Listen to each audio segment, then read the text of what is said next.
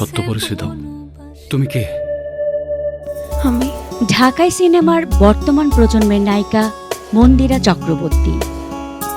তিনি ২০১২ সালে একটি টেলিভিশন রিয়েলিটি শোতে অংশগ্রহণের মাধ্যমে বিনোদন অঙ্গনে যাত্রা শুরু করেন।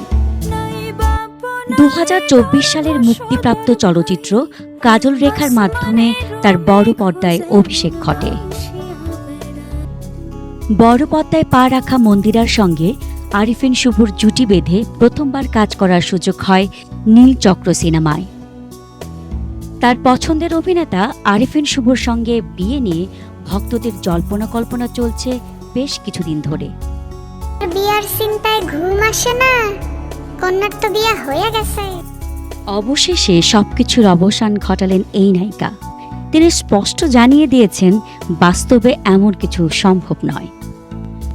সিনেমায় প্রচারে নায়ক নায়িকার খুনসুটি চোখে পড়ে, যা তাদের জুটির প্রতি ভক্তদের আগ্রহ আরও বাড়িয়ে তোলে। তাই ভক্তদের এই ভুল ধারণা। আরিফিন শুভর স্ত্রীর সঙ্গে বিচ্ছেদ হওয়ায় বর্তমানে তিনি একাকী জীবনযাপন করছেন। এই কারণে নীলচক্র দেখার পর বহু ভক্ত অনুরাগী পদ্মার এই মিষ্টি জুটিকে বাস্তবেও এক হওয়ার পরামর্শ দিতে শুরু করেছেন। বিয়ে করুম তোরে।